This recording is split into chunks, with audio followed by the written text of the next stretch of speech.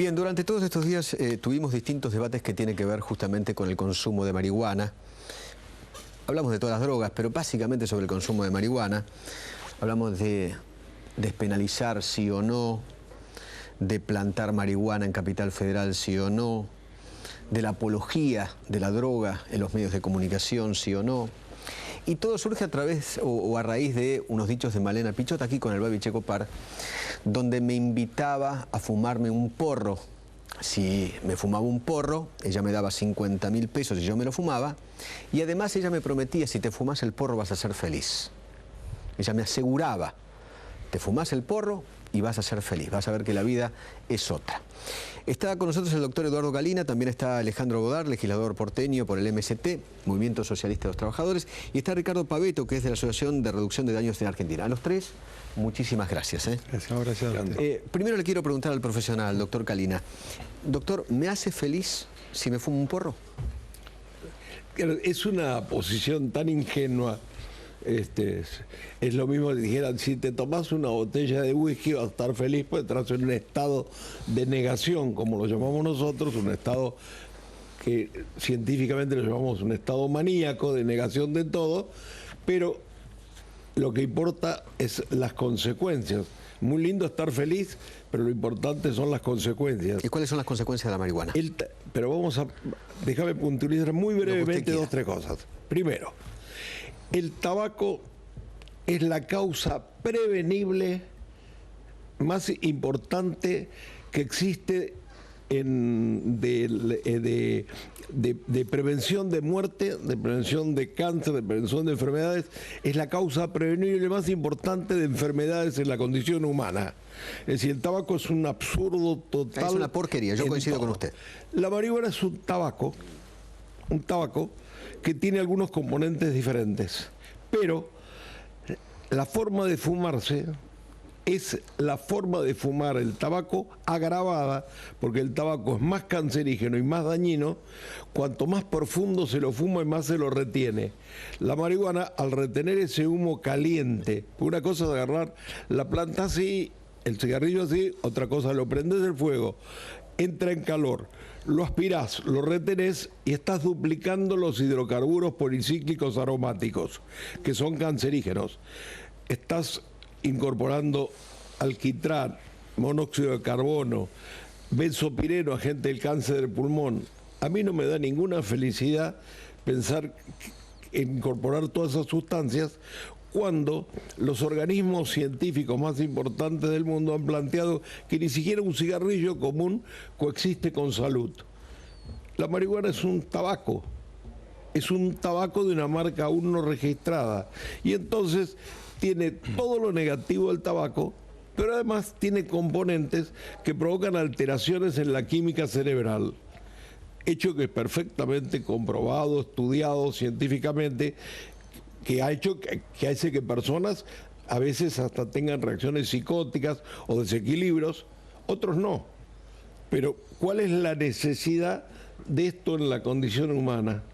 Esto es felicidad, generar o favorecer una práctica que tiene severos riesgos para la salud. Además, la marihuana, como se queda en el cerebro muchos días, por ejemplo, provoca distorsiones perceptuales. Cuando se decían estudiar, de ver cuántas cantidades de accidentes de tráfico son porque gente que fumó, no un día en ese momento, sino 2, 3 días antes, porque como se retiene muchos días en el cerebro la marihuana, otro de los efectos que produce, y que muchos lo ven como maravilloso porque se puede sacar un componente y hacer un remedio para la náusea y el vómito. Al inhibir la náusea y el vómito, la persona que toma alcohol no tiene frenos y toma desenfrenadamente porque no va a tener reacciones negativas. El organismo, cuando uno incorpora mucho alcohol, empieza a sentirse mal, a descomponerse, a tener náuseas, vómitos, especialmente los jovencitos. Sí. Y si fumo en esos días, vos mirá que ahora constantemente vemos casos de chicos que caen, beben hasta caer redondos, knockout. Muy peligroso más en las chicas por las violaciones. Y esto es vivido como una maravilla, como un logro extraordinario. Si uno saca un componente de la marihuana que se llama Dronabinol y hace un remedio como ya fue aprobado en los Estados Unidos para usar para la náusea y el vómito, no tiene nada que ver con fumar, es una píldora, el nombre comercial en Estados Unidos es Marinol y es de segundo interés, hay otras mucho más importantes. O sea, digamos, no es sano ni lindo fumarse un porro entonces, ni uno, ni 10. A mí no me parece la incorporación de esa cantidad de tóxicos que me dé un estado que es un estado de lo llamamos de elación, de exaltación. A algunos les produce mucho malestar, pero en general da un estado de atontamiento, de embotamiento, de estar volado. Y a alguna gente le parecerá maravilloso. A mí. O sea, quien me invita a fumarme un porro me invita a enfermarme. Así es.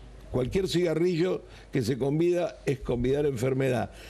Como provocan una dependencia muy complicada que los hace sentir mal, siempre están buscando darle a otros para incorporar, porque mal de mucho consuelo de tonto.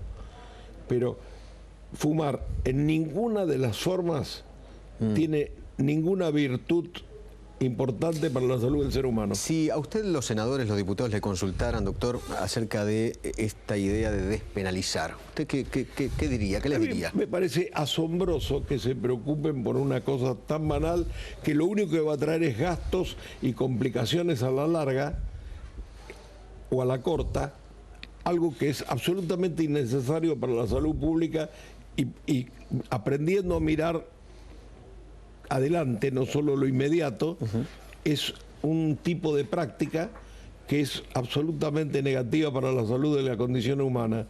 Entonces, esta preocupación por la legalización es realmente asombrosa y cuando uno escucha las explicaciones, por ejemplo, del presidente uruguayo, me resulta asombrosísimo porque son exactamente las mismas, un poco más decoradas, que en 1971, en el diario La Prensa, en la primera página, en noviembre, por ahí o diciembre, salió un artículo en base a que el líder de la extrema derecha norteamericana, Barry Goldwater, que muchos se acordarán, fue en la campaña fue con Nixon, dijo: debemos legalizar la marihuana porque es el gran tranquilizador de la juventud norteamericana.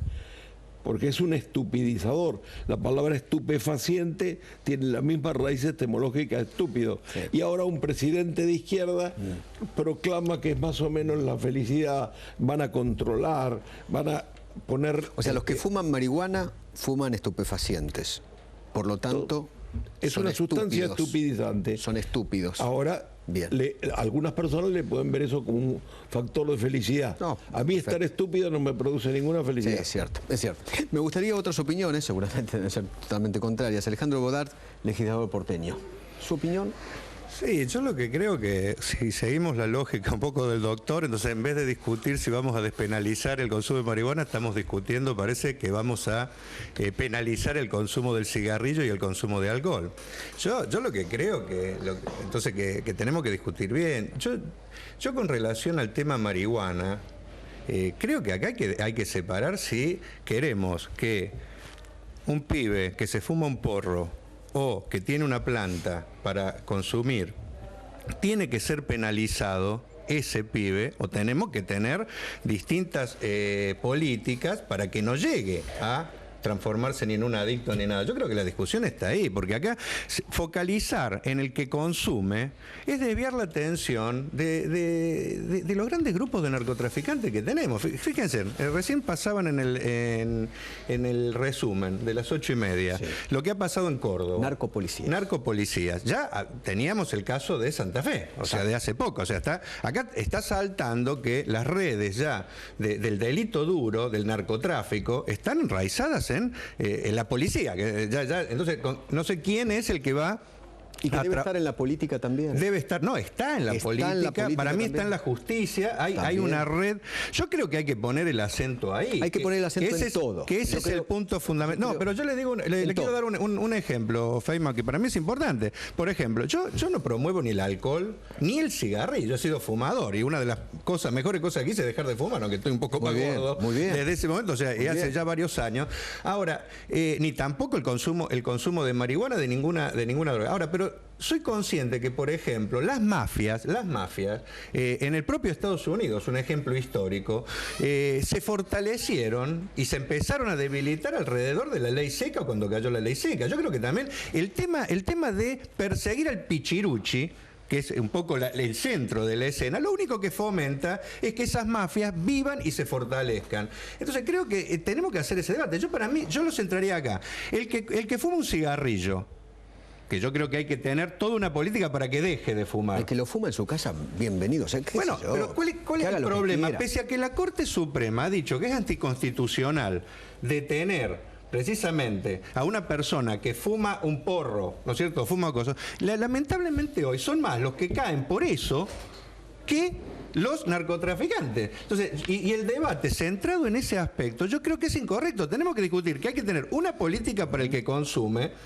que no es narcotraficante, y una política para el narcotraficante, separar ambas cosas y discutir. Yo evidentemente, si discutimos droga, yo creo que todo el peso de la ley tiene que estar contra las bandas de narcotraficantes, que son las que se encargan de hacer las mil y una para que llegue cualquier porquería a los chicos, y que, como está claro, está en lo más alto de nivel. Ahí hay que focalizar. Y después tenemos que tener una política social para aquel que consume, ¿no es cierto? En este caso estamos hablando de marihuana. Yo coincido con una cosa con el doctor, es parecido a lo de un cigarrillo, por eso tenemos que discutir y agarrarlo. O sea, ¿qué queremos? ¿También terminar con el que fuma también persiguiéndolo? Yo creo que no, que hay que tener campañas para que se deje de fumar, para que se deje de tomar, porque el alcohol no termine siendo un problema, pero no discutir si lo vamos a penalizar, porque ese es el debate. Y hoy la policía, la misma policía que después salta, que está en el narcotráfico, ¿no es cierto?, va y persigue a un pibe porque se fuma un porro. Y se encuentra una plantita, ¿se entiende?, que le alcanza al pibe para hacer eso, todo el peso de la ley. Bueno, yo creo que hay que separar, que no es lo mismo eso que el narcotraficante. Y muchas veces se mezcla en el debate. Con unos hay que tener política social, no política de criminalizarlo. Con los otros todo el peso de la ley. Pero muchas veces se pone más el acento en una cosa que en relación a otra. Y yo creo en las libertades individuales en determinados casos, que no puede ser que se vulnere la libertad de una persona en vez de tener una política social para tratar de ayudarlo.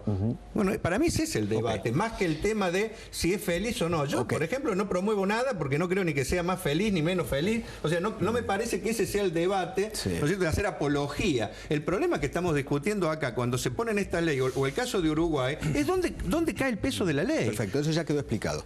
¿Fumó marihuana alguna vez? Cuando era chico, sí. ¿Sí? ¿Mucho tiempo? 3 o 4 veces y no me causó nada. ¿Qué edad tenía? 17 más o menos. 17 más o menos. Ricardo Pavetto es de la Asociación de Reducción de Daños de la Argentina. ¿Qué es la asociación en la que usted... ARDA es una... Muchísimas gracias por el espacio que da a este tema, que no es el tema, digamos, de la polémica por el consumo de marihuana, sino por cuáles deberían ser las políticas públicas que puedan brindar más eficacia y efectividad para la disminución de los consumos problemáticos, para una mejor prevención y, en todo caso, para aquella población que no puede dejar de consumir, ya sea, digamos, una sustancia tanto legal como ilegal, una política efectiva sanitaria, social, para acompañar ese proceso y para evitar, digamos, mayores daños. Somos profesionales de la salud y del derecho, fundamentalmente tratando de construir y aportar a una política de drogas. Ustedes en la asociación, Ricardo, hacen reducción de daños. Quiero que me explique cuáles son los daños.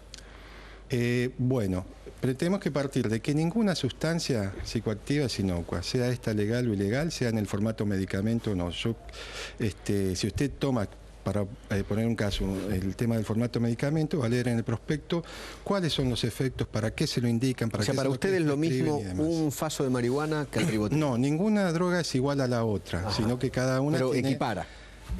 Equipara.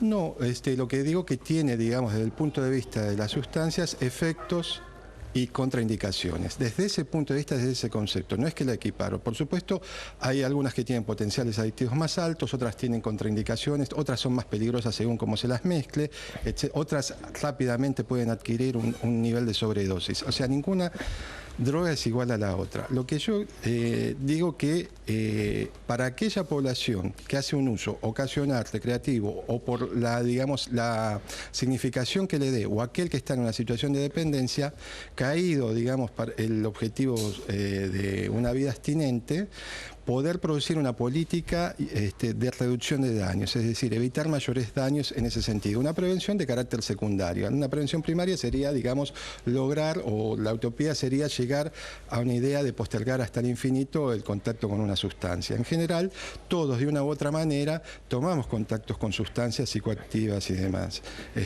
No necesariamente tiene que ser la marihuana ni nada, sino también, digamos, con el alcohol, con otras bebidas, en determinados momentos. En la mayoría de los casos no adquiere, digamos, la connotación de una situación de dependencia. Eso no quiere decir que no tengan sus eficacias y sus riesgos. Lo que pasa es que hay que ver la cuestión de los riesgos y no subestimar el consumo. Creo yo, ¿no? No sé el doctor qué va a opinar, pero creo yo que aquel que va y toma una droga, ¿cómo le llama usted? ¿Psicoactiva? Una sustancia psicoactiva. Lo hace porque un médico se lo recetó, porque tiene una enfermedad, porque tiene algo en su organismo, y fue al médico y le dijo, mire, usted para solucionar este tema, mientras que para el tema de la marihuana, alguien decide entrar o no entrar con la marihuana, es distinto. Sí, y alguien decide también consumir clonazepam a paladas durante más de 10 años, 12 años, porque desaparecen esos casos muchas veces en pacientes en emergencias toxicológicas, acá cerca en el Hospital Fernández y demás. Y uno sabe, digamos, que el clonazepam se recomienda, digamos, no prescribirlo más allá de 3 meses, evaluar la continuidad y demás. Y sin embargo eso existe y sin prescripción médica. Digo, para poder tener la completud del fenómeno, sin subestimar, digamos, a ninguna en ese sentido. Ok, doctor, ¿usted qué opina? Yo quería decir una cosa. Ustedes los políticos les gusta mucho el maniqueísmo, es decir, me pusiste la posición que yo quiero que a los chicos vayan presos. Nadie me preguntó qué opino de todo eso. Vos me pusiste en esa posición que yo no la toqué ni vamos a discutir ahora porque es otra discusión. Pero hablaste de las mafias, de la ley seca, y que ahí las mafias florecieron y después bajaron. Te informo que tenés una desinformación monstruosa. La ley seca, desde el punto de vista de la salud pública, fue exitosísima. La historia de las mafias tuvo su significado, se usó mucho en el cine, dio mucho rédito en el cine, pero las mafias, lo que han crecido desde ahí en adelante, son monstruosos. Si agarrás el libro del periodista serbio Misha Gleni, que se llama Mac Mafia, que se publicó hace unos 6 años en España, ya en ese momento señala que el 25% de la economía mundial está en manos de mafia y va creciendo vertiginosamente. La ingenuidad de creer que si los gobiernos lo legitiman, las mafias no van a trabajar. Yo te pregunto, ¿y a los chicos de menos de 18 años, de 8 a 18 que fuman a raudales, más porque con la forma en que se manejó en este país y en el Uruguay da la idea de que este es un cigarrillo bueno, que se puede fumar, que el gobierno lo puede vender? ¿Quién les va a vender? ¿O van a legitimar que se venda cigarrillos, que se venda marihuana a chicos de menos de 18 años? Las mafias van a trabajar lo que quieren y mucho más, especialmente en un país como el nuestro, donde se ha sacado todo tipo de controles de las drogas y además todo el trabajo que veníamos haciendo para prevención y para tratamientos de drogas, año tras año, gobierno tras gobierno, le fueron quitando respaldo y hoy día prácticamente no hay nada, hasta la Cedronardes se hicieron. ¿De dónde vamos a creer esas promesas de que van a hacer esas maravillas? Lo que quieran, Yo no lo creo bajo ningún concepto. Pero sí. Pueden hablar entre ustedes, lo que quieran. Esto es un debate. Me parece que, digamos, que nosotros tenemos que construir nuestro camino de cuáles son las políticas públicas más efectivas. Venimos de un camino donde se privilegió la penalización a la persona que tenía para consumo personal. Quiero decir una cosa, muchas se hablan de que se penalizan las drogas, no se penalizan los objetos. Las leyes penales caen sobre los cuerpos de los ciudadanos, de los semejantes. Son los actos y las conductas humanas. Y en relación a las drogas, hay actos y conductas humanas. Hay actos y conductas humanas que hacen justamente al comercio ilícito y delitos complejos como el narcotráfico, y hay una parte importante de la población que establece, digamos, algún tipo de consumo, a veces esporádico, regular, por un tiempo, enfático, y otros en situación de dependencia. Entonces, me parece que, digamos, es necesario diferenciar lo que es una política que tiene que ver con la inteligencia criminal hacia el delito complejo y lo que tiene que ser una fuerte política social y sanitaria, preventiva y de asistencia a lo largo y a lo ancho del país, con una buena articulación entre los municipios, las provincias y la nación. Ese es el debate en primer lugar. Y eso no es, no es la situación de Uruguay. Yo digo que traer el debate de Uruguay acá es es anacrónico, es asimétrico, son situaciones diferentes. Nosotros necesitamos, o hasta el día de hoy sigue vigente una ley, la 23737, que en su artículo 14, inciso 2, autoriza a detener por tenencia para consumo personal, no porque haya consumido. Si alguien encuentra a alguien que consumió alguna sustancia de carácter ilegal, no puede ser penalizado. Por tenencia. Por tenencia, claro. Entonces, entonces yo lo que digo que yo también pienso que a mí me parece que para tener una población, para tener una cercanía con la población que hace algún tipo de consumo, ya sea, digamos, de sustancia legal o ilegal, donde aparecen consumos problemáticos, no me parece que el camino ideal sean las áreas de seguridad a las que se vinculan. Las áreas de seguridad, zapatero a tu zapato, las áreas de seguridad a combatir el delito complejo. Y las áreas de la salud, de la educación y de las políticas sociales a un contacto más cercano, más activo con esa población. Nuevamente llevaron el tema no era el tema de la pregunta de Feynman. Si vos me preguntás si hay que penalizar a los jóvenes, yo digo que no. Había que arreglar la ley, modificarla, pero yo creo que todos los gobiernos debieran ponerse uniformados a acabar con el tabaco en el mundo, que se acabe el tabaco, no hay ninguna necesidad, no tiene una sola utilidad de ninguna naturaleza el tabaco. La marihuana es un tabaco, si tiene algunos componentes útiles sacados de ahí, es otra cosa. Pero mis palabras no implican que hable de penalizar.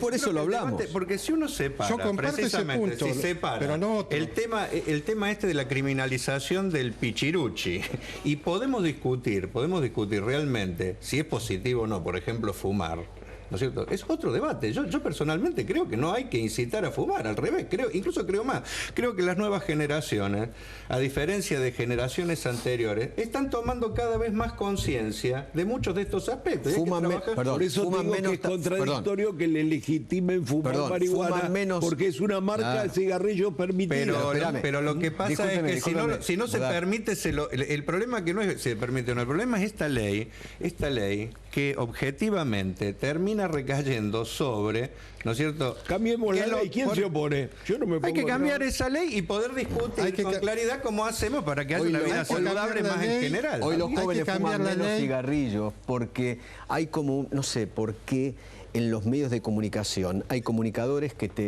el mensaje que te mandan es el siguiente. La marihuana es menos nociva que el tabaco. Entonces los chicos fuman menos. Claro, fuman menos el cigarrillo de paquetito, pero fuman más faso, más charuto, más marihuana, más maruja, como la maruja la llama el presidente uruguayo. Ese es el mensaje que está bajando. Fumate menos cigarrillo, porque ese hace mal. Pero la marihuana, un poquito mejor. Es más. Yo pienso, Feynman, me parece que nosotros tenemos que partir de un criterio, y creo que lo vas a compartir, Eduardo. No se puede subestimar a ningún tipo de sustancia. Me parece que equiparar cuál es mejor, peor, etcétera, no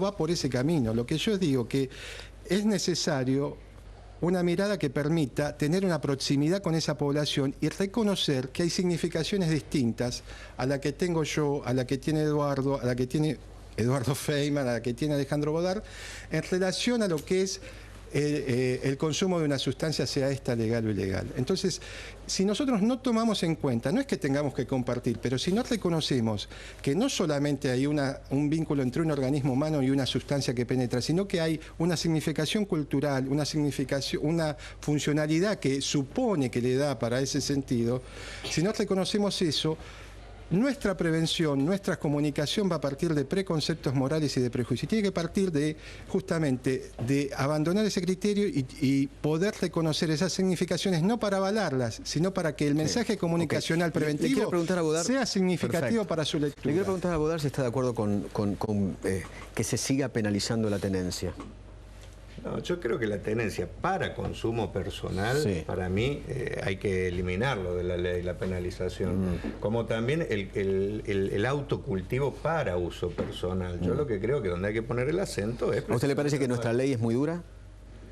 Creo que es ineficiente en primer lugar, porque no es que porque haya una ley como esta se deja de fumar. Yo creo que se encara mal el problema, se persigue un objetivo, ¿no es cierto?, que no lleva a ninguna parte y que solo lo que lleva es a que haya gente, ¿no es cierto?, que esté penalizada no por cometer un delito, sino de última por ejercer un acto que él considera culturalmente que tiene derecho a hacer. Yo creo que hay que poner el acento en lo otro y creo que hay que discutir, para mí, más que la marihuana, como gran flagelo que tenemos hoy, por ejemplo, el Paco, que son, o sea... El alcohol. No, el Paco, o sea, no, y discutir la todo. cocaína, el éxtasis, el alcohol.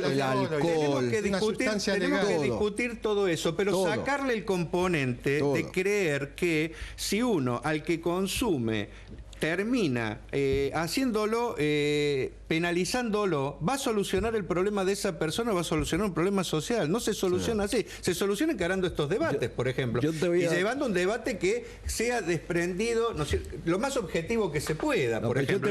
Yo creo que acá... ¿Dejás darte un ejemplo? Sí, déjame terminar una idea nada más. Yo creo que por eso hay que discutir, por ejemplo, yo creo que no es lo mismo la marihuana, ¿no es cierto?, que el cigarrillo, que el alcohol, que la cocaína, que el Paco. Tenemos que discutir cada uno de los problemas en su contexto. Yo tengo una hija de 15 años, tiene para cumplir 16. ¿Se droga o no? No. Perfecto. Y yo trabajo para que no lo haga, o sea, y trato de educarla y trato de cosas para que... Ahora, pero entiendo también y sé, porque es parte de la realidad, que por ejemplo el consumo de marihuana en los jóvenes, hay un alto consumo de marihuana. ¿Qué pasa si su hija toca un faso de marihuana? ¿Qué haría usted? Bueno, yo le trataría de explicar, trataría de trabajar con ella, de ver qué es lo que lleva. Lo que no haría es ir a la policía para que me la detenga. No, obviamente. Pero porque yo creo que separado ese... Pero digo, usted como padre, ¿qué haría? Es un cuco que pones en la conversación que no existe. Pero porque la ley pero déjame que te diga, pero no venimos a discutir la ley hoy, sino hablar si la marihuana... No, yo creía que era el tema de despenalización. Yo te voy a dar un ejemplo, te voy a dar un ejemplo médico real.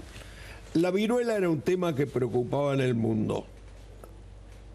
La base de la prevención primaria es que todos los médicos lleguen a consustanciarse y tener un pensamiento uniforme. Se vacunó el mundo entero, se trabajó en el mundo entero y se acabó la viruela. No hay más viruela, es una enfermedad inexistente. Las enfermedades que trae el tabaquismo, los costos son tan desmesurados que da para indemnizar a todos los que plantan, que el problema es los que plantan tabaco, esto y lo otro, y para acabar con... que le agregan aditivos a propósito para que uno... Ojo, está también hasta en la Coca-Cola, tendríamos que discutir. Por eso, entonces, Eduardo, y además, perdón, me quedan 30 segundos, me quedan 30 segundos. La última cosa respecto a él, no mezcles... Clonazepam, vos hablas de temas que no conocés. Clonazepam es un medicamento maravilloso. Si lo usan mal, ha sido espectacular. Lo usan mal, ha servido se vende sin receta y aparecen casos. Profundamente durante años y he escrito una cantidad de trabajos. Ahora, si lo usan mal, es como los cuchillos.